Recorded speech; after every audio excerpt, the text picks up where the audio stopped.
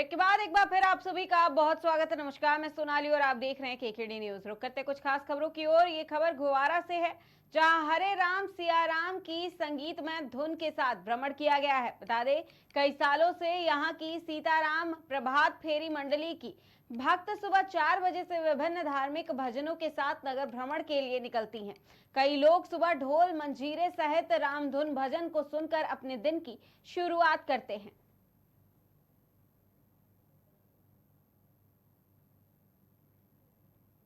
क्या नाम है आपका? ओम प्रकाश ससानी। भगवा में रोज सुबह 4 बजे से प्रभात फेरी निकल रही, इससे आप क्षेत्रवासियों को क्या संदेश देना चाहते हैं? धर्म जागरण, और दूसरी बात है कि सब लोग सुबह से उठ जाएंगे, अपनी दिनचर्या जो है नियमित हो जाएगी उनकी। सुबह से जो है 4 बजे उठ के जो है पूरा काम, बच्चे उठ जाते हैं तो पढ़ने के लिए पढ़ते हैं, महिलाएं उठ जाती हैं अपने घर का काम, बाहर जिनको जाना है वो बाहर चले जाते हैं, घर का काम करना है, घर किसान लोग जो है खेतों पर चले जाते हैं। कितने वर्षों से प्रभात फेरी निकाली जा रही? 2007 से 17 साल हो गए। ठीक, क्या नाम है आपका?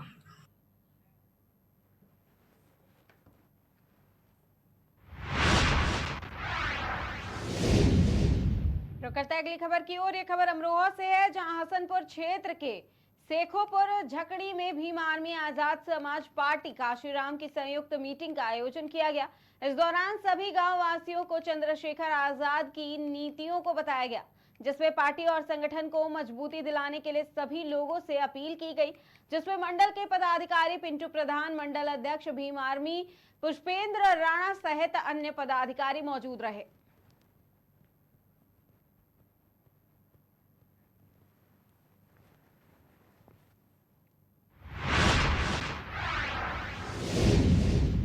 करते अगली खबर की ओर। ये खबर हरदोई से है, जहां मुस्लिम युवकों के द्वारा हिंदू देवी देवताओं को लेकर आपत्तिजनक वीडियो बनाकर सोशल मीडिया पर पोस्ट करने के बाद कस्बे में तनाव फैल गया है, जिसके बाद आक्रोशित हिंदू संगठनों ने स्थानीय थाने पहुंचकर अपना आक्रोश व्यक्त किया। वहीं मामला दो समुदायों का होने के चलते तनाव को देखते हुए कस्बे में भारी पुलिस बल की तैनाती की गई। पुलिस ने तहरीर के आधार पर हिंदू देवी देवताओं को लेकर आपत्तिजनक वीडियो वायरल करने के मामले में मुकदमा दर्ज कर 2 युवकों को गिरफ्तार कर लिया है, जबकि अन्य युवकों की गिरफ्तारी के प्रयास में पुलिस जुटी हुई है। आरोप यह भी है कि समुदाय विशेष के लोगों ने भारतीय जनता युवा मोर्चा के नगर अध्यक्ष की पिटाई भी की है। फिलहाल पुलिस दोनों मामलों में तहरीर के आधार पर मुकदमा दर्ज कर आरोपियों के खिलाफ कार्रवाई में जुटी है।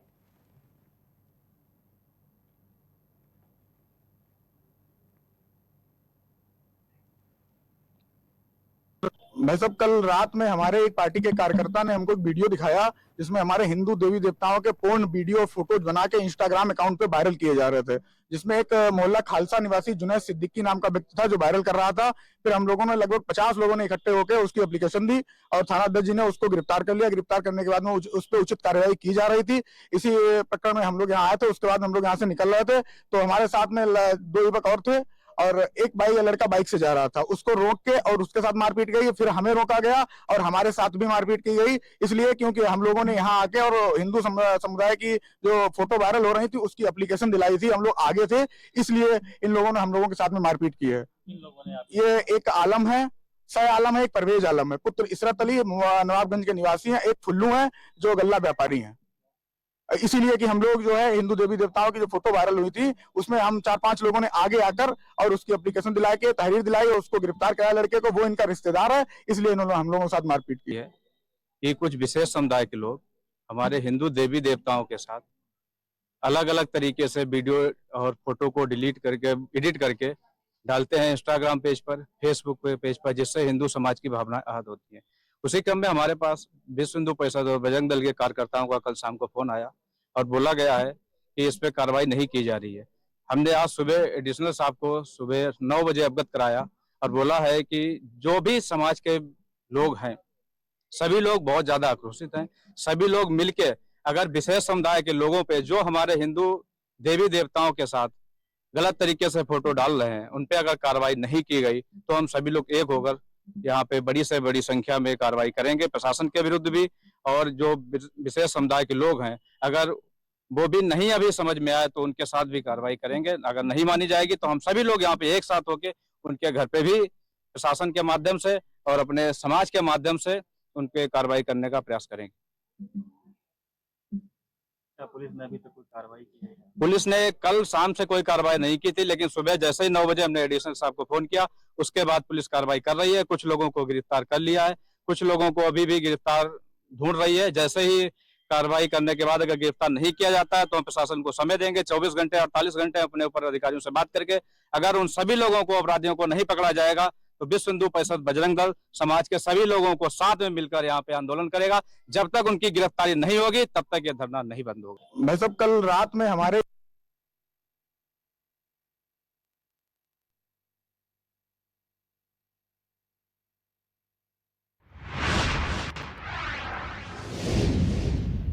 रुक करते हैं अगली खबर की ओर। ये खबर झांसी से है, जहां जनपद के ईसाई टोला स्थित मनोज मैरिज गार्डन में श्री कृष्ण जन्माष्टमी के अवसर पर खाटू श्याम से कीर्तन का भव्य आयोजन किया गया। यह आयोजन प्रतिवर्ष क्षेत्र के युवाओं द्वारा आयोजित किया जाता है। बता दें 10वीं बार आयोजित किए गए इस कार्यक्रम में सैकड़ों की संख्या में श्याम प्रेमी उपस्थित रहे। वहीं कार्यक्रम में मुख्य अतिथि के रूप में जनपद के प्रतिष्ठित समाज सेवी डॉक्टर संदीप सरावगी और विशिष्ट अतिथि के रूप में पूर्व केंद्रीय मंत्री प्रदीप जैन, आदित्य पंडित, साहित्य शर्मा और दीपक यादव नगर भी सम्मिलित हुए हैं। बता दें अतिथियों के आगमन पर आयोजक मंडल द्वारा माला पहनाकर स्वागत किया गया, जिसके बाद अतिथियों ने सैकड़ों श्रद्धालुओं के साथ खाटू श्याम की आरती की। कानपुर और वृंदावन से आए कलाकारों के मधुर भजनों पर कार्यक्रम में उपस्थित श्रद्धालुगण मंत्रमुग्ध होकर के झूमते और नाचते हुए नजर आए।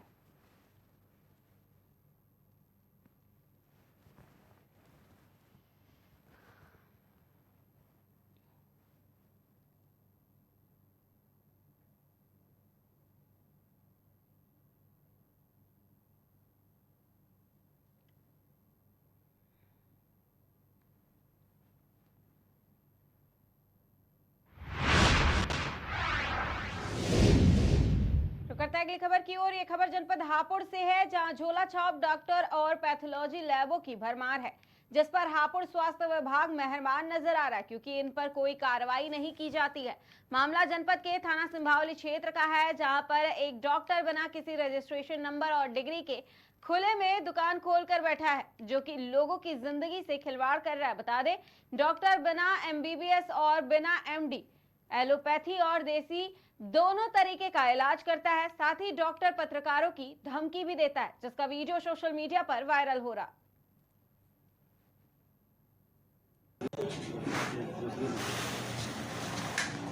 ठीक है तो भैया जो तुम्हारे करना लिखा दियो, कोई बात ना करिए, जो तुम्हें करना कर लियो। और बताओ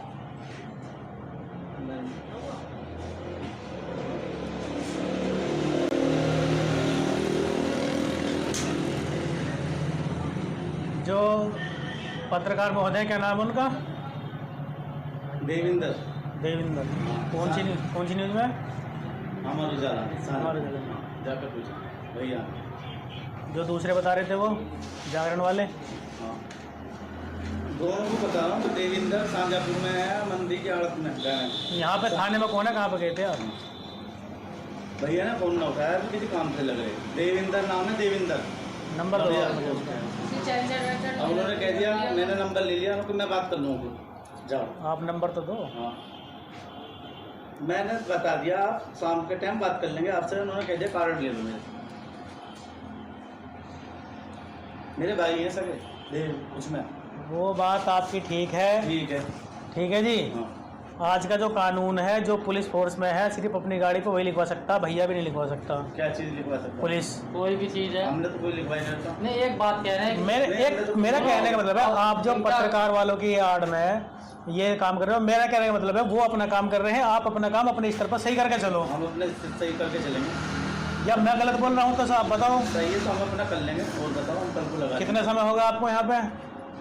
इसे छोड़ो, 2-4 आपको कितना समय हो गया यहाँ पे? है मेरी दुकान उधर थी पहले, कॉम्प्लेक्स में भी आया हूँ। कितना समय होगा लगभग, ये बताओ आप मुझे। भैया मैं अपना खुद लगा लूँगा। डॉक्टर साहब आप समय तो मुझे बताओगे कितना हो गया? साल, 2 साल, 6 महीने, 10 दिन? चलो कितना भी हो गया होगा। उस दिन से क्यों नहीं करवाया आपने? हाँ हम करवा लेंगे जब हमारी मर्जी हो तो बताओ। जब इनकी मर्जी होएगी। हाँ जाओ ले जाओ। ठीक है तो ठीक है, कल संडे है, परसों देखते हैं। चलो जी चलो। ठीक है तो भैया जो तुम्हारे करना लिखा दियो, कोई बात ना मत करिए, जो तुम्हें करना कर लियो। हरदोई मेडिकल कॉलेज की बदहाल स्थिति का वीडियो सामने आया है। बता दें, मोबाइल की फ्लैशलाइट जलाकर मरीजों का इलाज किया जा रहा। मेडिकल प्रशासन की ओर से बिजली जाने के बाद कोई और व्यवस्था नहीं की गई है। मेडिकल कॉलेज की इमरजेंसी में बिजली ना होने से इलाज करने में स्वास्थ्य कर्मियों को परेशानी हो रही। वहीं वर्जन लेने गए पत्रकारों को अस्पताल में अधिकारी भी नहीं मिले। बता दें, डिप्टी सीएम ब्रजेश पाठक के गृह जनपद में मेडिकल कॉलेज की बुरी स्थिति है। हरदोई के स्वशासकीय मेडिकल कॉलेज का ये मामला बताया जा रहा।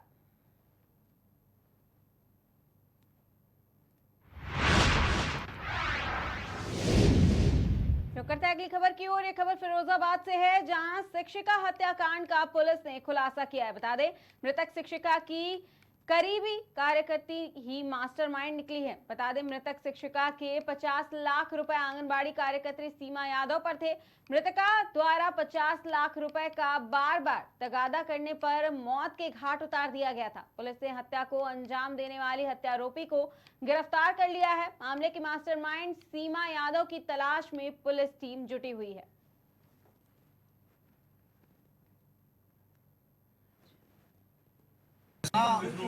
नसीरपुर क्षेत्र में पुनिच्छा जो गांव है वहां पर हमको 26/8 को दिन में एक अज्ञात शव बरामद हुआ था, जिसकी बाद में पहचान एक शिक्षिका कमलेश के रूप में हुई, जो यहाँ फिरोजाबाद शहर क्षेत्र की रहने वाली थी और जिसकी शव को वहाँ पर किसी माध्यम से पहुँचाया गया था। पुलिस ने इसमें बहुत ही तत्परता से काम किया और हमारी इसमें 4 टीमें इसमें लगाई गई थी, जिसमें हमारी एसओजी और सर्विलांस की टीम ने भी सहयोग किया। और इसमें जो आसपास के सीसीटीवी फुटेज थे उनको बहुत ही सघनता से देखा गया।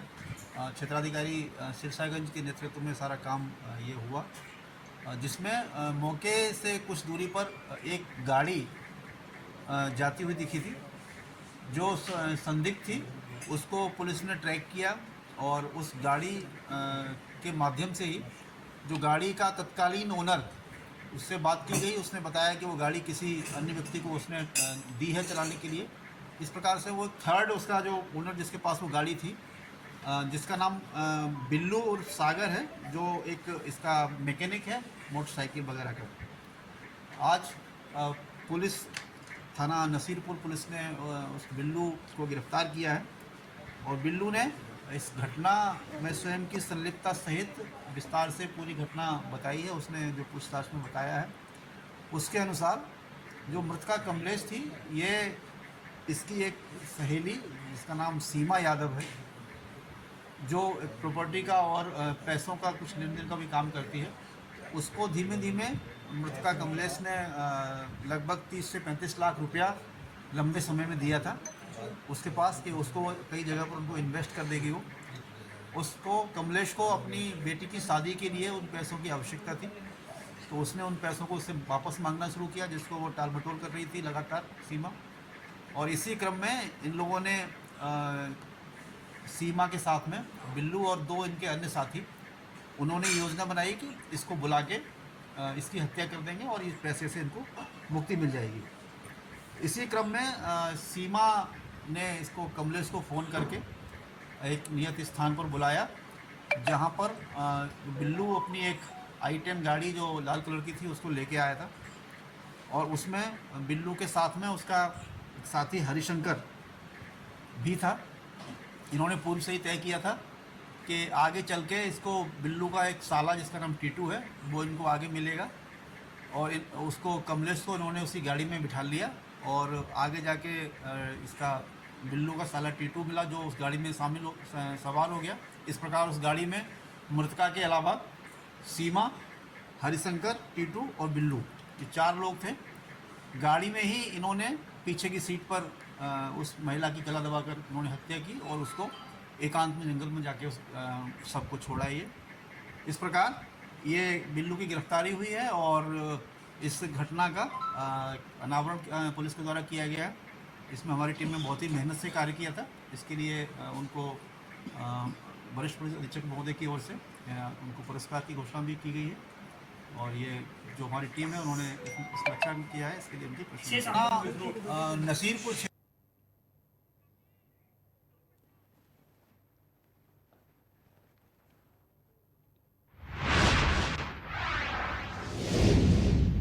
तो करते हैं अगली खबर की ओर। ये खबर मध्य प्रदेश के झाबुआ से है, जहां सैकड़ों की तादाद में किसान सोयाबीन की फसलों के दाम बढ़ाने को लेकर के ट्रैक्टर के साथ सड़कों पर उतर गए हैं। किसानों ने रैली का आयोजन झाबुआ के पेटला वद में किया है। रैली में गांव-गांव से ट्रैक्टर लेकर के पहुंचे किसान मध्य प्रदेश की मोहन सरकार से मांग करते हुए काफी गुस्से में दिखाई दे रहे। किसानों का कहना है कि 2014 से लेकर अभी तक सरकार ने सोयाबीन के भाव नहीं बढ़ाए हैं। 2014 से जहां सोयाबीन 3800 से 4000 क्विंटल बिकती थी, वहीं 2024 में भी इसी भाव में सोयाबीन बिक रही है। यदि सोयाबीन के भाव नहीं बढ़े तो हम लोग कर्ज में चले जाएंगे। उन्होंने मुख्यमंत्री मोहन यादव से मांग की है कि इस बार सोयाबीन के भाव 6000 से ज्यादा तक किए जाए, तभी किसान का खर्च निकाल कर उसकी कमाई हो पाएगी।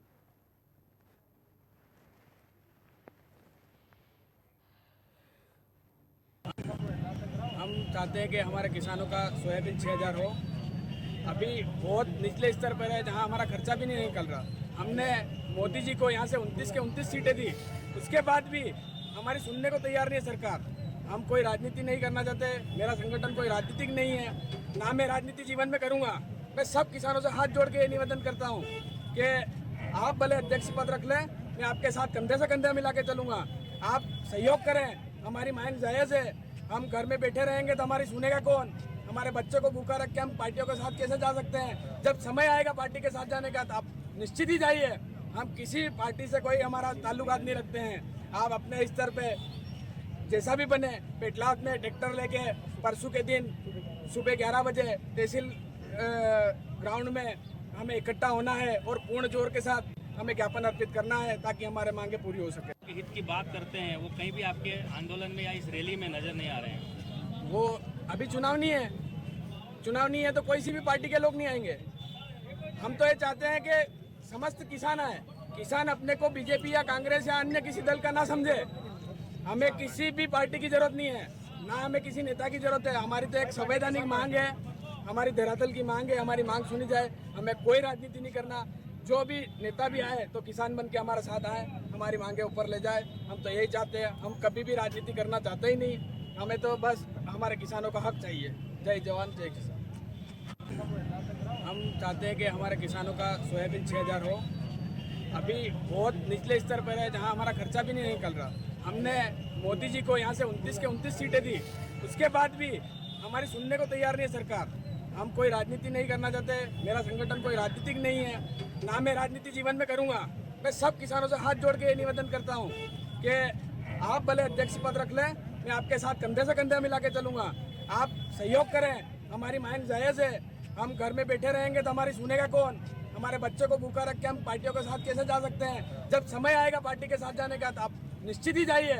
हम किसी पार्टी से कोई हमारा ताल्लुकात नहीं रखते हैं। आप अपने स्तर पे जैसा भी बने, पेटलात में ट्रैक्टर लेके परसों के दिन सुबह 11 बजे तहसील ग्राउंड में हमें इकट्ठा होना है और पूर्ण जोर के साथ हमें ज्ञापन अर्पित करना है, ताकि हमारे मांगे पूरी हो सके। हित की बात करते हैं, वो कहीं भी आपके आंदोलन में या इस रैली में नजर नहीं आ रहे हैं। वो अभी चुनाव नहीं है तो कोई सी भी पार्टी के लोग नहीं आएंगे।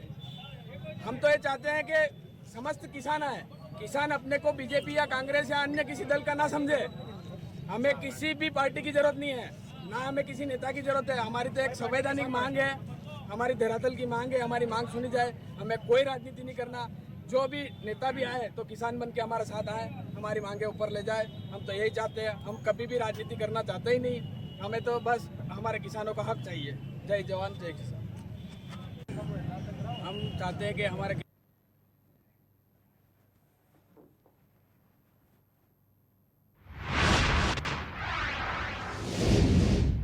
रुक करते हैं अगली खबर की ओर। ये खबर रायबरेली से है, जहां पुलिस द्वारा गिरफ्तार करके जेल भेजे गए भीम आर्मी की युवा इकाई के राष्ट्रीय अध्यक्ष देवेंद्र भीमराज के समर्थन में युवक ने डीएम और एसपी के लिए आपत्तिजनक बात कही है। बता दें, फेसबुक पोस्ट के माध्यम से अंजाम भुगतने की बात कही गई है। शैलेंद्र कुमार ने गिरफ्तारी के विरोध में आज एसपी ऑफिस के सामने प्रदर्शन भी किया है। नहीं लड़े हो तो गिरफ्तारी जो किए हो इसका भुगतान करना पड़ेगा और पूरा रायबरेली झेलेगा और एसपी डीएम दोनों जान ले, इस बात के लिए सचेत हो जाएं। तुम्हारी हैसियत नहीं है कि तुम भैया को गिरफ्तार कर लोगे। मेरे समाज के लोगों, संगठन के सभी साथी और समाज के, बहुजन समाज के सभी लोग, निश्चित रूप से मैं कहना चाहता हूं कि आप सभी लोग रायबरेली आए और चक्का जाम करें। रायबरेली आइए, हम लोग यही इकट्ठा है और जो कुकुर पिल्ले गए होंगे सबसे हिसाब होगा, चाहे प्रशासन के दलाल रहे हों गए थे। तुम्हारी हैसियत नहीं है। तुमको लगता है एक अर्जुन पासी को मारे हो, एक अर्जुन पासी को गोली मार दिए हो, जिस शेर को पकड़ के लेकर गए हो, तुम्हारे दिल्ली में तुम्हारी सरकारें गिर जाएंगी।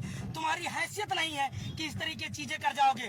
मैं चाहता हूं मेरे साथियों, मेरे मित्रों, कि आप सभी लोग रायबरेली आइए और हम लोग पहले पता करने का प्रयास करेंगे कि भैया को किस गाड़ी से किस गाड़ी में लेकर लगातार जो घुमाया जा रहा है और कहाँ है, कोई जानकारी नहीं मिल पा रही है। प्रशासन की जिम्मेदारी होगी और उस दलाल जो अपराधी है अर्जुन पासी हत्याकांड का, विशाल सिंह और अशोक दल बहादुर कोरी और इसमें संलिप्त जितने भी अपराधी हैं, इन सब की जिम्मेदारी है। मैं आरोप सीधे लगाता हूं कि यहाँ के एसपी डीएम को और विशाल सिंह को और अशोक दल बहादुर कोरी जो एससी के नाम पे आरक्षण भुक्तभोगी है, कुत्ता है साला, उसको समय आएगा, वक्त आएगा, बताएंगे। और उसी सलवन विधानसभा में न रपटा के मारे तो कुछ नहीं किए, एक माह का दूध नहीं पी के आए और आप जितनी ताकत है तुम्हारी। अब प्रशासन भी जान ले कि रायबरेली का चक्का जिस तरह से ये नहीं कि ये दुकानें वो दुकानें खुलेंगी, सारी दुकानें बंद होंगी, सारी रायबरेली बंद होगी। और याद रखिए, आज के आज, अभी के अभी 1 घंटे में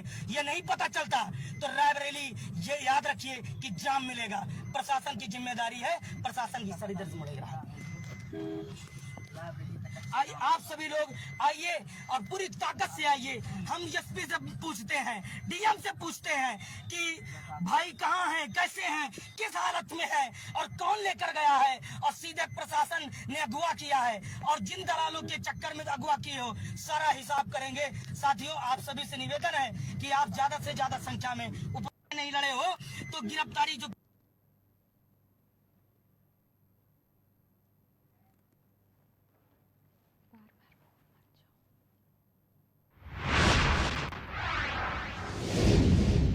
करते हैं अगली खबर की ओर। यह खबर अयोध्या से है, जहां रामनगरी अयोध्या में जालपा देवी स्थित ब्रह्म बाबा के स्थान पर संगीतमय श्रीमद् भागवत कथा ज्ञान यज्ञ का आयोजन किया गया।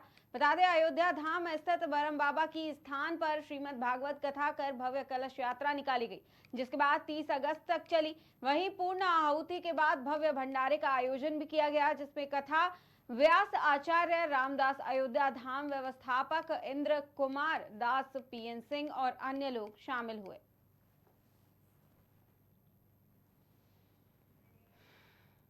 ये सनातन धर्म और भगवान श्री कृष्ण के जन्मोत्सवी और ब्रह्म बाबा के जीर्णोद्धार के उपलक्ष्य में 7 दिवसीय कथा का आज समापन हुआ और एक विशाल भंडारे का आयोजन माननीय महंत श्री इंद्र कुमार दास जी, जो सिद्धपीठ ब्रह्म बाबा के महंत हैं, मर्यादा पुरुषोत्तम भगवान श्री राम की पावन पवित्र नगरी के तट पर बसा हुआ ये सिद्धपीठ ब्रह्म बाबा का मंदिर, जो विशाल भंडारा का आयोजन हो रहा है, जिसमें समस्त भक्त जनों का और कुछ विशिष्ट जनों का इसमें विशेष रूप से सहयोग है।